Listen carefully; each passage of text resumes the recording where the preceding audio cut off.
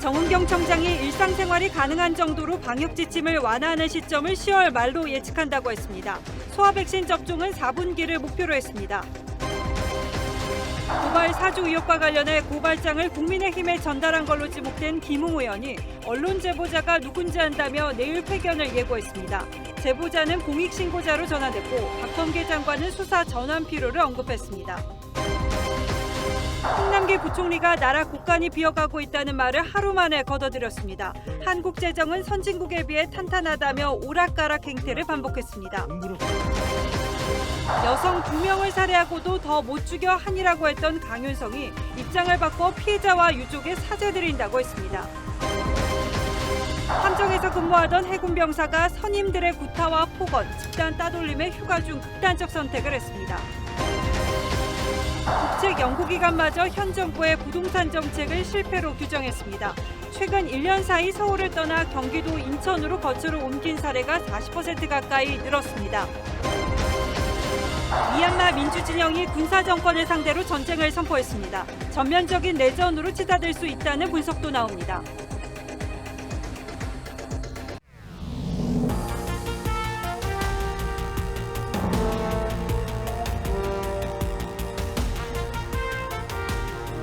시청자 여러분 안녕하십니까? 뉴스9의 신동욱입니다.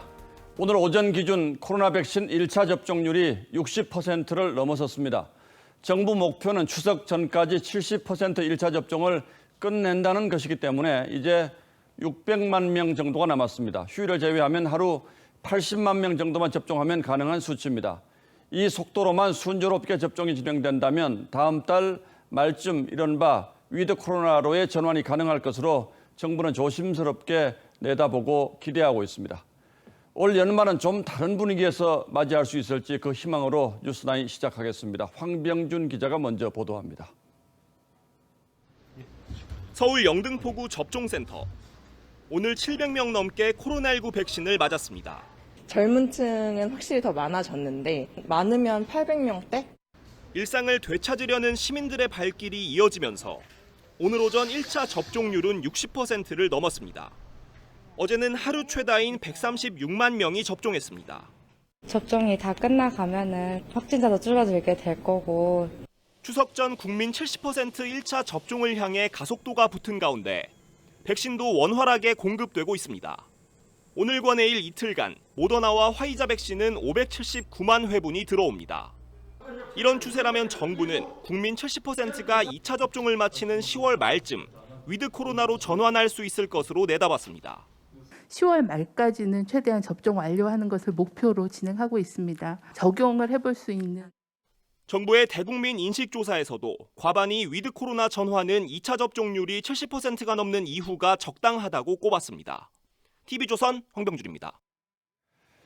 그러나 아직은 방심하기엔 이르고 갈 길이 멉니다. 위드 코로나로 가기 위해서는 우선 4차 유행부터 감소해서로 돌려놔야 합니다. 하지만 신규 확진자는 어제 월요일 발생 기준으로는 최다를 기록했고 수도권 확진자는 오히려 늘고 있습니다. 정부는 추석 연휴를 계기로 비수도권까지 재확산 분위기가 번지지 않을까 바짝 긴장하고 있습니다. 이어서 정은혜 기자가 보도합니다. 서울 중구의 한 고시원. 지난 3일 거주자 1명이 처음 확진된 뒤 다른 거주자와 가족 등 19명이 감염됐습니다. 해당 시설은 공동 거주 시설로 주방, 휴게실, 세탁실, 샤워실 등 이런 것들을 공용으로 사용하였으며 학원과 어린이집, 사업장을 중심으로 새 집단 감염이 속출하며 월요일 발생 기준으로는 최다 확진자가 나왔습니다. 특히 수도권에서 전파 속도가 빠른 델타 변이가 확산되며 주간 확진자는 10만 명당 4.5명으로 비수도권의 2배를 넘어 최고치를 경신했습니다. 2주 뒤 추석 연휴를 고려한다면 수도권의 유행이 줄어들어야 연휴 동안 이동으로 인한 비수도권 전파 가능성도 줄어들게 됩니다. 정부는 어제부터 시행된 영업시간 연장과 모임 인원 확대 등으로 방역 긴장감을 떨어뜨릴 수 있다는 지적에 소상공인들의 고통을 덜기 위한 최소한의 조치일 뿐 방역 완화 신호가 아니라고 강조했습니다. TV조선 정은혜입니다. 걱정은 또 있습니다. 어제부터 전면 등교가 시작된 비수도권의 학교에서 집단 감염이 속출하고 있습니다. 전남 광양의 중학교에 이어서 오늘은 광주의 중학교와 경남 양산 초등학교에서 확진자가 잇따라 줄줄이 등교가 중단되고 있습니다. 전국의 학교 상황은 이성진 기자가 종합해드리겠습니다. 경남 양산의 한 초등학교입니다. 코로나 검사를 받으려는 학생과 학부모가 교문 밖까지 200m 가까이 줄지어 섰습니다. 지난 4일 학생 1명이 확진된 뒤 오늘까지 학생과 교직원 등 10명이 추가 감염됐습니다. 오늘 이곳 초등학교 관련 누적 확진자는 18명으로 늘었습니다. 장시간 함께 생활하고 마스크 착용이 지속적으로 어려운 학교와 유치원 등의 보육 교육시설에서의 접촉과 가족 감염으로도 이어지면서 확진된 초등학생의 동생이 다니던 유치원에서도 23명이 무더기 확진 판정을 받았습니다. 확진자가 나온 유치원은 4일, 초등학교는 6일 잇따라 문을 닫았습니다. 광주광역시의 한 중학교에서도 지난 5일부터 3학년 학생 12명과 교사 2명, 가족 1명 등 15명이 확진되면서 등교 수업이 중단됐습니다. 교사들도 자가격리를 좀 들어갔어요. 10명 정도. 수업이 맞물리다 보니까 정상적인 등교 수업이 힘들다고 판단해서 학생 22명이 집단 감염된 전남 광양의 한 중학교에서는 교실 환기 부족 등 학교 측의 방역관리 소홀 문제가 지적돼 방역당국이 감염 경로를 조사하고 있습니다. TV조선 이성진입니다. 윤석열 후보의 고발 사주 의혹을 둘러싼 정치권의 공방이 거세지고 있습니다. 고발장을 전달한 당사자인 국민의힘 김웅 의원이 제보자가 누군지 알 것 같다고 언급하자 의혹을 최초 보도했던 인터넷 매체는 제보자가 공익신고자 신분이 됐다고 보도했습니다. 즉 이제 어느 누구도 신분을 노출시킬 수 없다는 뜻이어서 이를 두고도 또 논란이 있습니다. 무엇보다 야당이 정치 공작을 의심하는 상황이기 때문이죠. 김웅 의원은 내일 오전 기자회견을 열겠다고 했습니다. 박경준 기자가 취재했습니다. 김웅 국민의힘 의원은 TV조선과의 통화에서 고발장을 전달했던 인물, 즉 제보자에 대해 알 것 같다며 완전히 공작에 걸렸다는 느낌이라고 주장했습니다. 본인은 제보라고 생각한 문서를 전달했을 뿐인데 특정 세력의 윤석열 죽이기에 이용당하고 있다는 취지입니다. 김 의원이 지목한 제보자에 대해 언론의 취재가 시작되자 인터넷 매체 뉴스버스는 제보자가 휴대폰을 제출했고 공익신고자 신분이 됐다고 보도했습니다. 하지만 어느 기관에서 공익신고자로 지정했는지는 밝히지 않았습니다. 공익신고자로 인정되면 신원을 짐작할 수 있는 사실을 타인에게 알려주거나 보도할 수 없기 때문에 의혹의 실체를 밝혀줄 결정적 인물에 대한 추적 보도가 원천 봉쇄됐다는 우려가 나옵니다. 민주당은 관련자 강제 수사를 주장하며 공세에 나섰고 박범계 법무부 장관도 호응했습니다. 손준성은 수사할 겁니까? 아니면 조사할 겁니까? 감찰에 준하는 진상조사가 충분하지 않다는 판단, 한계가 있다면 김한정 의원님 지적처럼 수사로 전환될 필요가. 법무부 장관이 검찰청법에 금지된 개별 사건 지휘성 언급을 이틀째 이어간 데 대해 국민의힘은 합을 잘 맞춘 대본, 익숙한 네거티브 공작이라고 반발했습니다. 단 한 톨도 문제가 될 것이 우리 당으로서는 없다라고 판단하고 있습니다. 김웅 의원은 내일 오전 기자회견을 열고 관련 의혹에 대한 공식 입장을 밝힐 예정입니다. TV조선 박경주입니다. 예, 정치권이 이렇게 공방을 벌이고 있는 가운데 법무부 대검이 감찰에 나섰고 공수처도 수사 착수를 검토하고 있습니다. 경찰 역시 한 시민단체의 고발에 따라 수사에 나섰습니다. 사실상 모든 수사기관이 나선 셈이어서 의혹의 본질과 무관하게 이번 사건이 대선에 미칠 영향을 걱정하지 않을 수 없게 됐습니다. 박범계 법무장관이 직접 수사 지휘에 나선 듯한 인상을 주는 것 역시 논란이 적지 않습니다. 김태훈 기자가 취재했습니다. 대검 감찰부는 이틀 전부터 손중성 당시 대검 수사정보정책관의 업무 컴퓨터를 확보해 문서 작성 기록과 검찰 내부 시스템 접속 기록 등을 살펴봤습니다. 고발 사주 의혹을 제보한 A씨는 최근 대검 감찰부에 나와 공익신고를 하고 휴대전화 등을 제출한 것으로 알려졌습니다. 머지않아 법무부와 대검의 합동 감찰이나 강제 수사로 전환될 가능성이 큽니다. 검찰이 직접 수사할 수도 있는 부분이 있고 공수처가 수사할 수 기본적으로 있고요. 또 경찰이 수사할 수도 있습니다. 공수처도 고발 사주 의혹을 수사할지 검토하고 있습니다.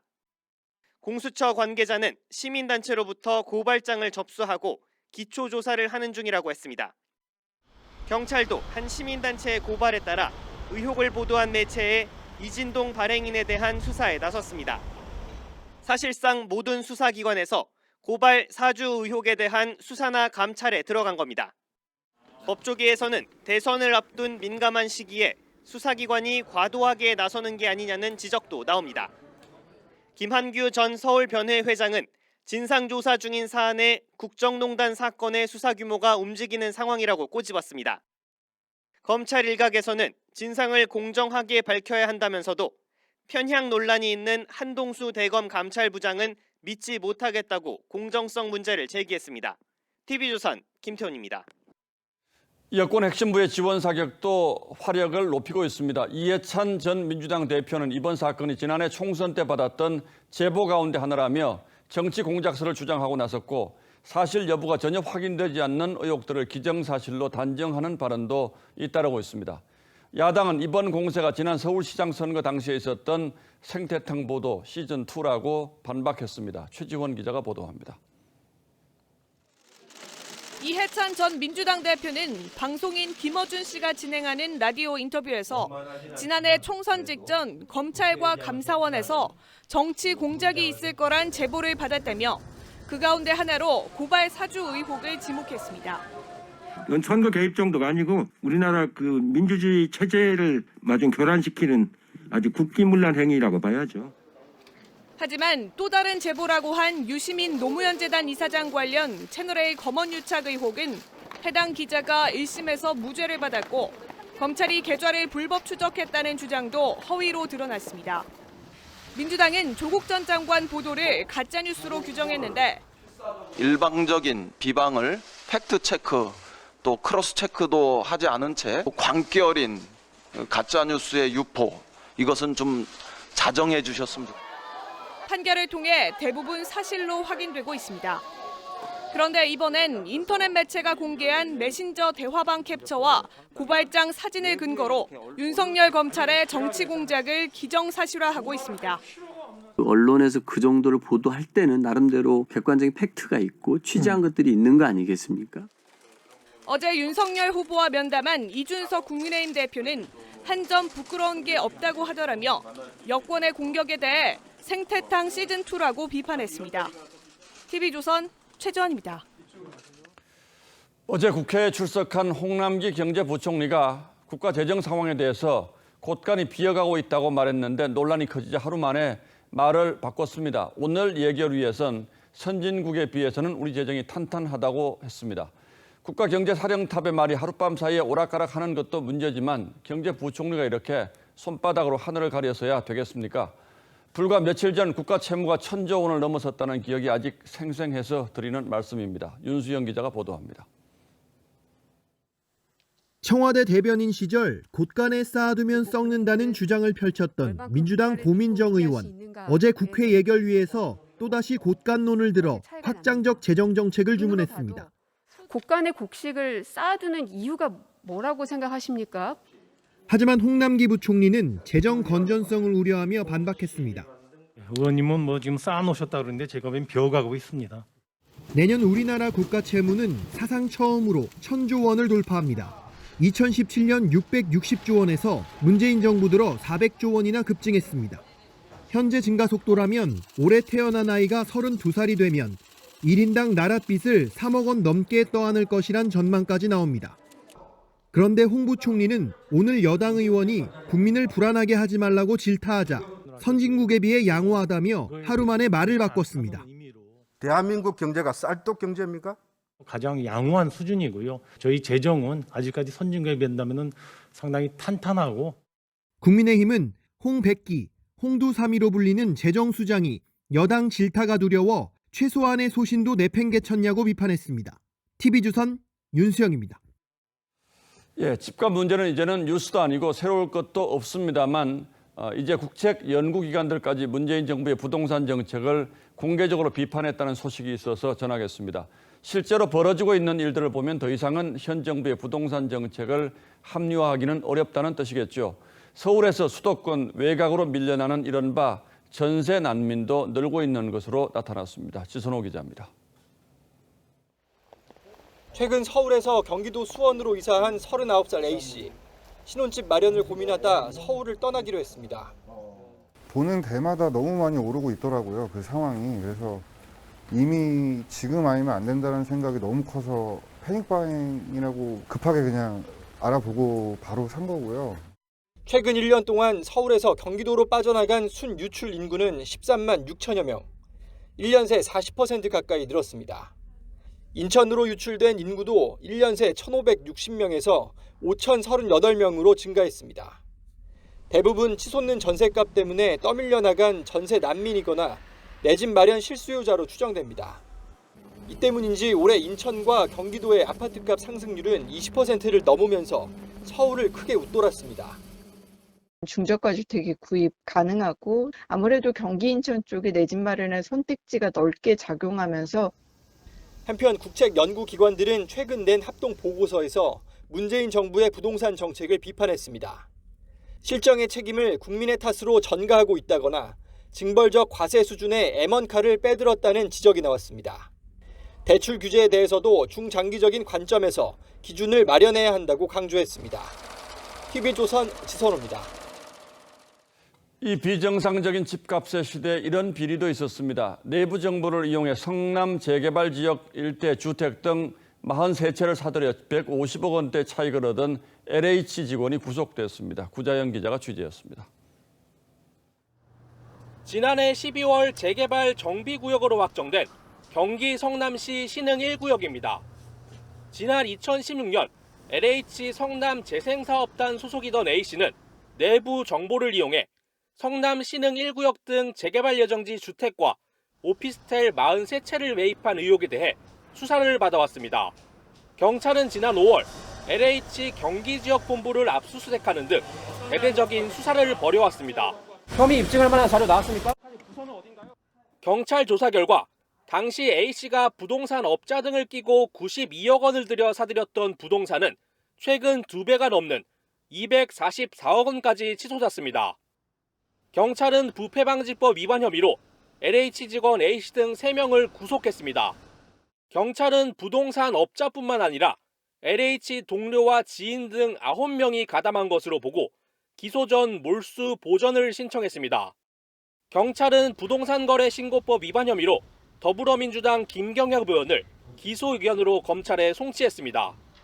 김 의원은 지난해 6월 토지거래 제한구역인 부천에 땅을 매입하는 과정에서 지자체에 부동산 거래 신고를 하지 않은 혐의를 받고 있습니다. 경찰은 양이원영 의원과 국민의힘 정찬민 의원에 대해서도 부동산 투기 의혹과 관련된 수사를 진행하고 있습니다. TV조선 구자영입니다. 전 국민의 88%에게 25만 원씩 지급되는 재난지원금이 오늘부터 사용할 수 있게 됐습니다. 그런데 논란이 적지 않습니다.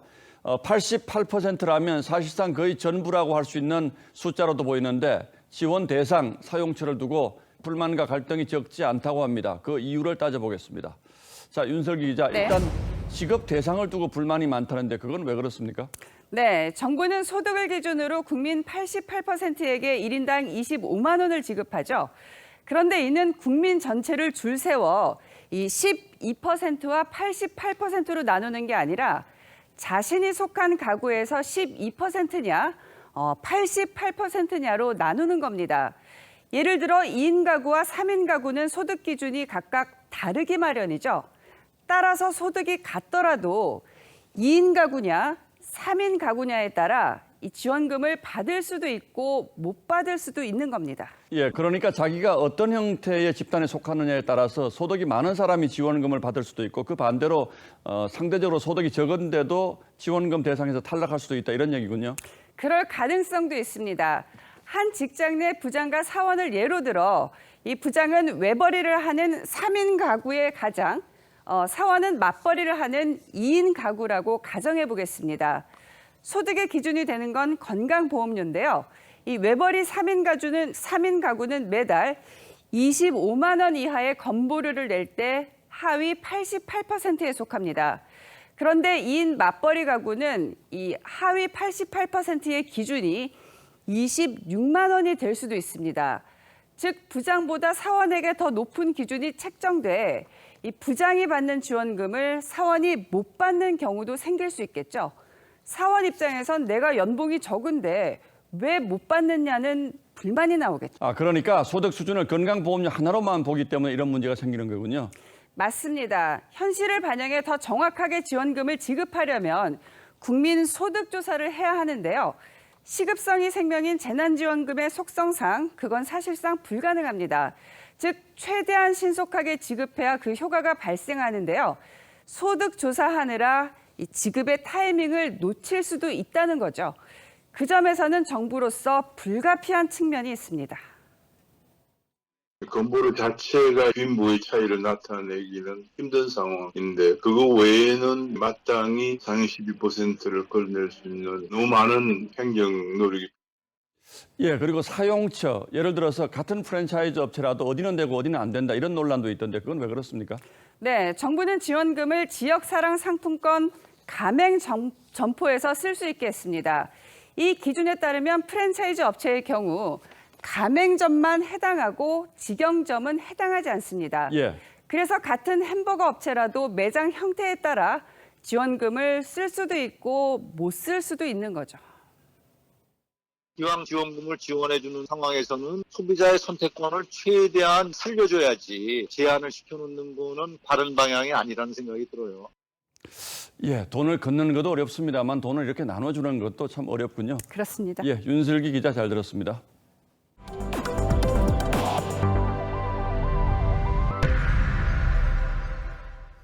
해군 일병이 선임병들의 폭행과 구타, 집단 따돌림에 극단적 선택을 했습니다. 이번 역시 군의 안이한 대처가 죽음을 막지 못했다는 비판이 나오는데요. 먼저 왜 이런 비극적 사태가 벌어졌는지 전해드리고 이 사건 뒤 군의 대처가 어땠는지 전해드리겠습니다. 김보건 기자입니다. 지난 2월 강감 차남에 배속된 지 열흘 만에 아버지가 사고를 당했다는 연락을 받은 정모 일병. 2주간 청원 휴가를 내 아버지를 간호한 뒤 2주간의 자가격리를 거쳐 부대에 복귀했습니다. 선임병들은 꿀 빨고 있다, 신의 자식이라며 정일병이 승조원실에 들어오면 일제히 방을 나가는 등 집단 따돌림을 가했고 갑판병인 정일병이 실수를 하면 바로 구타로 이어졌습니다. 정일병이 가혹행위를 신고했지만 함장은 생활관과 보직만 바꿔줬을 뿐 하선 조치를 하지 않았습니다. 정일병은 한 달 가까이 가해자들과 같은 배에서 근무하다 자해 시도까지 했습니다. 과호흡과 구토를 하는 등 상태가 악화되자 결국 4월에야 하선하게 됐는데 민간병원에서 우울증 치료를 받고 퇴원했다가 결국 6월 18일 자택에서 숨진 채 발견됐습니다. 함정 구조상 분리하기가 어렵기 때문에 문제 사병을 식별했을 때는 즉각적인 하선 조치를 하는 것이 바람직하다고 생각합니다. 해군은 사망 원인 및 유가족이 제기한 병영 부조리 등에 대해 수사 중이라고 밝혔습니다. TV조선 김보건입니다. 이 같은 사건에도 군은 석 달 가까이 이 사실을 공개하지 않았고 가해자와 숨진 정일병이 속했던 함정의 함장에 대한 수사도 제대로 하지 않았습니다. 심지어 함장은 이 정일병의 극단적 선택 9일 만에 청해부대로 파견을 갔습니다. 드라마에서나 볼 법한 전개가 현실에서 나타난 것 아니냐는 비판이 나옵니다. 이어서 고민성 기자입니다. 정일병의 소속 부대장인 강감찬함 함장은 현재 국내에 없습니다. 정일병이 극단적 선택을 한 지 9일 만인 지난 6월 27일 코로나 집단 감염 사태가 발생한 청해부대 문무대왕함을 이송하는 임무에 파견됐습니다. 지휘 책임을 지거나 수사를 받는 대신 국민적 관심이 큰 작전에 투입된 겁니다. 정일병이 가혹행위를 신고한 지 반년이 지났지만 군 당국은 가해 병사들과 지휘관에 대해 수사 중이란 입장만 밝혔습니다. 군 당국의 안이한 대응에 네티즌들은 군내 가혹행위를 사실적으로 묘사한 드라마 DP가 현실 상황이었다는 비판을 쏟아냈습니다. 파랑병 체포조를 그린 드라마에서는 가혹행위를 알면서도 은폐하거나 의도적으로 외면하는 지휘관들이 사태를 악화시키는 것으로 묘사됩니다. 군은 어제 드라마 DP와 관련한 기자 질문에 가혹행위 근절 노력을 기울여왔다며 병영문화 혁신을 자신했지만 국방부 및 각 군에서는 폭행, 가혹행위 등 병영 부조리를 근절할 수 있도록 지속적인 병영 혁신 노력을 기울여 왔다는. 곧바로 정일병 사건이 알려지면서 군 당국이 안이한 인식을 갖고 있는 것 아니냐는 비판이 나오고 있습니다. TV조선 구민성입니다. 전자발찌를 훼손하고 여성 2명을 살해한 강윤성이 돈 때문에 살인을 저지른 것으로 경찰이 파악했습니다. 이 살인을 더 못해서 한이라던 강윤성은 검찰로 송치되면서 피해자와 유족에게 사과했습니다. 윤서아 기자입니다. 검정 마스크 차림으로 포토라인에 선 강윤성이 고개를 떨굽니다. 신상 공개가 결정됐지만 마스크를 벗지는 않은 채 심정을 밝혔습니다. 여전히 반성 안 하십니까? 피해자 유족들에게 할 말 없습니까? 피해자분과 그 이후 가족분들께 진심으로 사죄드립니다. 일주일 전 구속영장 심사를 앞두고도 취재진을 향해 발길질의 욕설을 퍼부은 것과는 딴판이었습니다. 한 남성이 욕설을 하며 달려들기도 했지만 강윤성은 별다른 행동을 보이지 않았습니다. 경찰은 강윤성이 여성 2명을 살해한 건 돈 문제 때문인 것으로 파악했습니다. 그럼 범행 동기는 돈 때문입니까? 네, 맞습니다. 1차 범행은 돈을 빌려달라는 부탁을 거절했다는 이유로 저지른 것으로 파악했는데 흉기에 전자발찌 절단기까지 준비한 계획 범행으로 조사됐습니다. 2차 범행 역시 빌려준 돈을 갚지 않으면 경찰에 신고하겠다는 피해자와의 다툼에서 비롯됐다는 겁니다. 경찰은 강윤성에게 강도살인과 전자장치 부착법 위반 등 6가지 혐의를 적용해 사건을 검찰에 넘겼습니다. TV조선 윤서아입니다. 그런가 하면 전자발찌를 끊고 달아나 공개에 수배됐던 마창진이 도주 16일 만에 검거됐습니다. 자신의 집에서 불과 3분 거리에 있는 전통시장에서 붙잡혔는데 특유의 팔자걸음이 도주 생활의 종지부를 찍게 했습니다. 오선열 기자입니다. 모자를 쓴 남성이 시장 골목을 지나갑니다. 잠시 뒤 경찰관이 남성을 불러 세웁니다. 이 남성은 체념한 뒤 경찰 지시에 따라 땅바닥에 주저앉습니다. 전자발찌를 끊고 16일간 도주했던 50살 마창진이 어젯밤 11시 반쯤 전남 장흥 전통시장 인근에서 붙잡혔습니다. 검거된 장소는 자신의 집에서 걸어서 3분 거리에 있는 시장 골목입니다. 이삿짐 센터 일을 했대요. 장흥 지역 간의 거리를 잘 알잖아요. 위치 같은 거를. 그러니까 그 경찰의 포위망을 피해서 숨어 다녔지 않냐. 마창진은 그동안 도주 전 인출한 현금 150만 원을 쓰며 경찰의 추적을 피했습니다. 지난 2011년 미성년자 2명을 성폭행한 혐의로 징역 5년을 선고받은 마창진은 지난 6월 여성을 성폭행했다는 고소장이 접수되면서 경찰 조사를 받던 중 도주했습니다. 보름 넘는 도주 행각은 마창진의 팔자걸음을 눈여겨본 경찰 눈썰미에 걸리면서 막을 내렸습니다. 팔자걸음을 하는 이제 특이한 사람이 있어서 제가 그걸 보고 체포하는 과정에서 본인이 자수하려고 그렇게 했다. 마 씨는 전자발찌를 훼손한 이유와 그동안의 행적 등에 대해 묵비권을 행사하는 것으로 알려졌습니다. TV조선 오선열입니다. 해외에서 전기용품을 직구로 사는 척 위장해서 200억 원대 마약을 들여온 일당이 붙잡혔습니다. 이들은 경찰 추적을 피하기 위해서 가상화폐를 이용했는데요. 얼마 전 검거된 방송인 에이미도 이들에게 마약을 구매한 것으로 파악됐습니다. 이승훈 기자입니다. 경찰관이 국제 택배 상자를 뜯습니다. 상자 속에 가득한 공업용 전기 소켓을 열어보니 비닐로 포장한 마약이 쏟아져 나옵니다. 총책 48살 A씨 등 일당 14명은 지난 5월부터 필리핀 등 해외에서 마약류를 밀반입했습니다. 경찰이 필로폰 6.2kg, 엑스터시 1334정 등을 압수했는데 동시에 21만 4천 명이 투약할 수 있는 양으로 시가로는 200억 원이 넘습니다. 이들은 이른바 해외 직구로 위장해 마약을 밀반입한 뒤 SNS를 통해 구매자를 모아 대부분 가상화폐를 받고 팔았습니다. 가상화폐는 개인정보 없이 계좌를 만들 수 있고 거래 내역이 남지 않는다는 점을 노린 겁니다. 일회성 가상 지갑을 만들어가지고 일단 송금이 들어오면 폭파시키고 해가지고 추적을 따돌리는 거죠. 경찰은 이들로부터 37명이 마약을 구매한 것으로 파악됐는데 이 가운데는 마약 투약으로 무리를 일으킨 방송인 에이미도 포함됐습니다. 경찰은 총책 A씨 등 일당 14명과 상습 투약자 4명 등 18명을 구속하고 필리핀과 베트남 등 현지 경찰과 공조해 마약 공급책을 추적하고 있습니다. TV조선 이소은입니다. 배달 플랫폼에서 고객 리뷰나 별점의 영향력은 막강하죠. 고객의 말 한마디 한마디가 매출과 연관되다 보니까 자영업자는 악의적인 리뷰나 별점 테러에도 속수무책으로 당하는 경우가 많았습니다. 그래서 배달업계가 블랙 컨슈머 퇴출 방안을 마련했는데 못된 소비자 차단에 효과를 가져올 수 있을까요? 이정민 기자입니다. 전화를 받던 분식집 주인이 갑자기 쓰러집니다. 지난 6월 악성 후기에 시달리다 뇌출혈로 숨진 업주 영상입니다. 고객의 억지 요구나 악성 리뷰에도 자영업자들은 약자일 수밖에 없습니다. 노력하는 아빠로 하고 침묵 치료시켜줬어요. 근데 일주일 후에 또 그런 현상이 와서 찌개는 음식은 밥 먹고 노력하는 거 없었어요.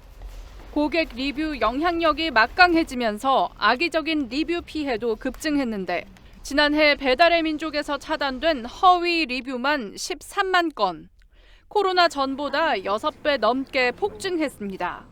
자영업자 보호가 미흡하다는 지적에 배달앱 업체들도 악성 리뷰 퇴출에 나섰습니다.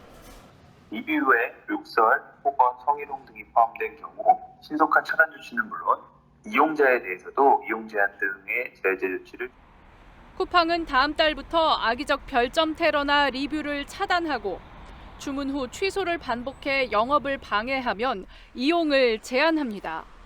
배달의 민족은 AI를 통해 실시간으로 조작 리뷰를 걸러내고 요기요도 악의적 보상 요구나 장난 주문을 반복하는 블랙 컨슈머 이용을 막습니다. 최소한 개선 방안을 도입한 거는 의미가 있다고 봐요. 빠르게 결정을 내리는데 구체적인 방안이 나와야죠. 자영업자들은 악성 리뷰를 근절하려면 더 많은 개선책이 나와야 한다고 지적합니다. TV조선 이정민입니다. 예, 지금부터는 정치권 소식입니다. 먼저 민주당 경선 상황인데 충청 경선 패배 후 전면적인 전략 재검토에 들어갔던 이낙연 후보가 네거티브 중단을 선언했습니다. 이재명 지사의 부정적인 측면을 부각하는 경선 전략에 큰 효과가 없었다는 판단이 있었던 것으로 보이고 한편으론 경선 이유도 고려하는 듯합니다.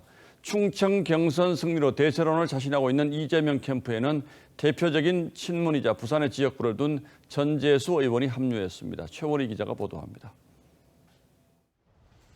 충청 경선 패배 충격에 빠졌던 이낙연 후보는 기자회견을 자청하고 네거티브로 오해받을 일을 하지 않겠다고 했습니다. 이재명 후보가 충청에서 과반 득표를 달성했지만 이낙연 후보는 저조한 투표율을 거론하며 정권 재창출을 낙관하기 어렵다고 주장했습니다. 충청권 권리당원 경선 투표율은 50% 선, 76% 투표율을 기록했던 지난 대선 경선 때와 비교하면 후보들에 대한 당원들의 확신이 부족하다는 우려를 표한 겁니다. 왜 투표에 참가하지 않으셨을까? 뚜렷한 대안을 찾지 못하신 것은 아닐까? 이재명 후보 캠프는 부산 친문 전재수 의원의 가세를 계기로 충청에서의 승리를 부산 경남으로 이어간다는 구상입니다. 전 의원은 원조 친노 이광재 전 후보를 도왔고 단일화 이후엔 정세균 캠프 대변인을 맡아왔습니다. 부산 시민의 더 나은 삶을 위해서는 이재명 후보의 강력한 추진력이 필요합니다. 전 의원은 통화에서 다른 부산 의원의 합류 가능성을 거론하며 자신의 지지 선언으로 부울경 경선 판세가 일정 부분 정리될 것이라고 말했습니다. TV조선 최원입니다. 국민의힘에선 12명의 후보들이 모여서 정책 공약 발표를 하는 자리가 있었습니다. 사실상 첫 정책 대결이 성사된 만큼 관심을 모으긴 했는데 역시 토론 없는 형식적인 질의응답에 그쳐서 유치하다는 비판까지 나왔습니다. 결국 본격적인 경선은 후보 숫자가 좀 더 압축된 뒤에나 가능할 걸로 보입니다. 이미지 기자가 취재했습니다. 국민의힘 파이팅! 반드시 정권 교체! 윤석열 후보는 일자리 창출과 규제 철폐를 약속했습니다. 약 80여 개의 대표적인 규제를 폐지하고 축소되는 혜택은 일정 기간 유예. 홍준표 후보는 대통령 4년 중임제 개헌과 국회의원 정원 감축을 공약했습니다. 상원 50명, 하원 150명, 비례대표는 폐지합니다. 유승민 후보는 공급 위주 부동산 대책을 공급을 늘릴 수 있는 모든 수단과 방법을 동원해서 최재형 후보는 작은 정부를 강조했고 청와대부터 절반 이상의 조직과 인력을 감축하고 원희룡 후보는 민주당 이재명 후보를 비판했습니다. 국가는 현금을 뿌리는 것이 아니라 기회를 뿌려야 합니다. 하지만 1인당 한 번씩 짤막한 질문과 답변 기회만 주어지다 보니 당 선관위가 토론을 일부러 막으려 하냐, 왜 이런 유치한 결정을 하는지 모르겠다는 비판도 나왔습니다. 국민의힘은 오는 15일 당원 투표와 일반 여론조사를 반영해 후보를 8명으로 압축합니다.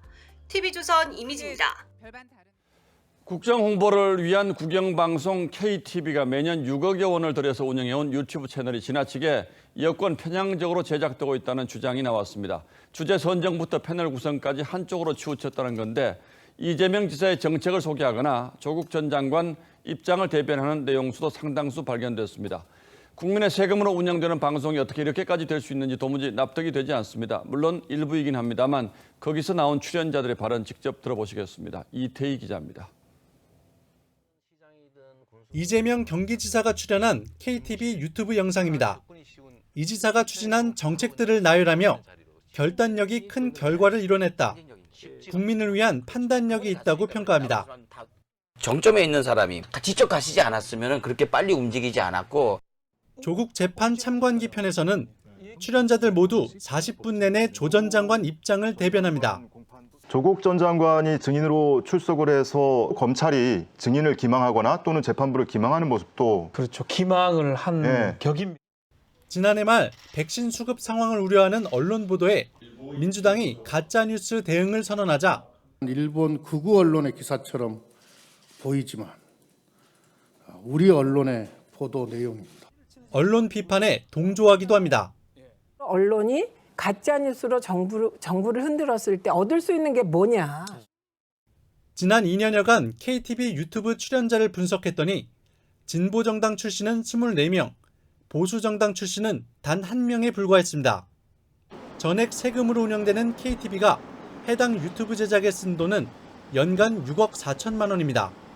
국민 세금으로 운영되는 그런 방송인데 마치 민주당의 그 기관 방송 이상으로 아주 정치 편향적으로 운영되고 있다는데 큰 문제가 있다고 생각합니다. KTV는 정책 전문가를 섭외하다 보니 여당 성향 인사들이 포함된 것이라며 향후 균형을 맞추겠다고 했습니다. 야당은 KTV가 정치적 중립성을 위반했다며 방심위 제소를 검토하고 있습니다. TV조선 이태희입니다. 신라 왕성인 경주 월성 성벽에서 신에게 사람을 제물로 바치는 의식인 인신공희가 이뤄졌던 흔적이 추가로 확인됐습니다. 키가 135cm-가량 되는 왜소한 체격의 여성이었습니다. 최윤정 기자가 전합니다. 흙바닥 사이로 인골이 선명하게 보입니다. 유리고수를 엮은 목걸이와 팔찌를 했는데 키 135cm 정도의 왜소한 성인 여성으로 추정됩니다. 4년 전 경주 월성의 서성벽에서 발견된 50대 남녀 인골에서 불과 50cm 떨어진 곳에서 확인됐습니다. 2017년에 저희가 보고한 50대 남녀의 인골입니다. 그리고 우측에 보이는 것이 올해 새로이 발굴된 인골 한 구가 되겠습니다. 신라의 월성 성벽 인신공희는 국내에서 확인된 유일한 사례로 월성의 성벽이 견고하게 축조되길 기원하는 마음으로 사람을 제물로 바친 겁니다. 인골은 20대 전후 나이로 추정되며 저항 흔적이 없어 사망한 뒤 구덩이에 묻은 것으로 판단됩니다. 인신공희는 여전히 국내 유일의 사례이며 신라인들이 성벽을 견고하게 쌓고 그리고 그것이 무너지지 않게 염원하기 위해 조사단은 치아와 골격의 영양 상태가 좋지 않고 고급 유물이 존재하지 않는다는 점을 들어 신분이 낮은 인물이 희생됐을 가능성이 크다고 밝혔습니다. TV조선 최윤정입니다.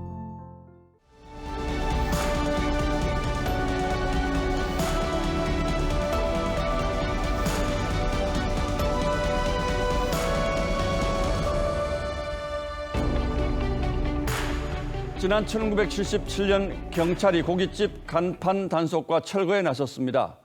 암소갈비, 송아지 고기 같은 간판이 육류 소비를 부추기고 한우 증산을 막는다는 이유였죠. 그보다 앞선 1960년대에는 서울시가 매주 수요일을 무육일로 정해서 모든 육류를 먹지도 사지도 팔지도 말자고 했습니다. 그러면 고기 소비가 자연스럽게 7분의 1 줄 거라는 생각이었던 것 같은데 그야말로 주먹구구 탁상행정이었죠. 2002년엔 기상천외한 설 연휴 교통대책이 나왔습니다. 차량 번호 끝자리 숫자에 따라서 고속도로 진입 시간대를 나누겠다는 거였습니다. 예를 들어서 끝자리가 0번이면 자정과 정오부터 1시간씩만 들여보내는 시기여서 비웃음만 사고 말았죠. 멀리 갈 것도 없습니다. 지난 5월 서울교육청은 급식 바우처로 살 수 있는 편의점 식품을 이렇게 10가지로 한정하고 자상하게 지침까지 내렸습니다. 우유는 되지만 생수는 안 되고 떠먹는 요거트는 되지만 마시는 요거트는 안 됐습니다. 저염 도시락만 팔 수 있도록 했는데 실제로 편의점 도시락치고 이 기준에 맞는 도시락은 거의 없었습니다. 가뜩이나 복잡한 거리두기 지침이 수시로 두서없이 바뀌는 바람에 뭐가 뭔지 갈피를 잡을 수 없다는 분들이 많습니다. 수도권 추석 성묘만 해도 4명까지만 갈 수 있지만 집에서는 8명까지 모일 수 있답니다. 툭 트인 야외 성묘를 실내보다 더 엄격하게 조이는 이유가 뭔지는 아무도 설명해 주지 않아서 궁금증만 더할 뿐입니다. 식당, 카페 마감 시간과 점심, 저녁 모임 숫자도 들쭉날쭉 오락가락하지만 정부는 확진자 접촉에 관한 시간대별 데이터는 없다고 했습니다. 과학적 통계의 근거가 없다고 실토한 것이나 다름없죠. 그런가 하면 헬스장 샤워는 안 되고 대중목욕탕에선 괜찮다죠. 이건 또 왜 그런 건지 헬스장 음악과 러닝머신 속도 제한은 이미 세계적인 믿거나 말거나 뉴스가 됐습니다. 탁구장에선 2시간만 있어야 하고 단식 시합은 되지만 복식은 안 됩니다. 출퇴근 만원 지하철은 모른 체 하면서 택시 승객을 규제하는 건 또 어떻게 봐야 할지요. 엿장수들은 엿을 얼마나 길게 내리고 자르던 엿장수 마음대로였습니다. 하지만 방역 지침은 국민의 일상에 직결되고 누군가에겐 생계가 달린 그야말로 절박한 생존의 문제입니다. 이른바 K방역의 성과는 정부 하자는 대로 따라주며 절제와 희생을 감수하는 국민의 몫이 누구보다 큽니다. 그렇다고 상식적인 이유와 합리적인 근거도 없이 내키는 대로 시시콜콜 족쇄를 채워도 된다고 생각한다면 큰 착각입니다. 9월 7일 앵커의 시선은 생각 좀 합시다 였습니다.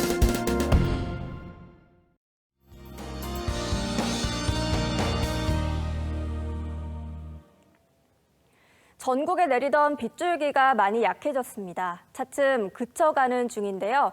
내일 아침 수도권과 충남 지역부터 그치기 시작해 밤에는 대부분 그치겠습니다.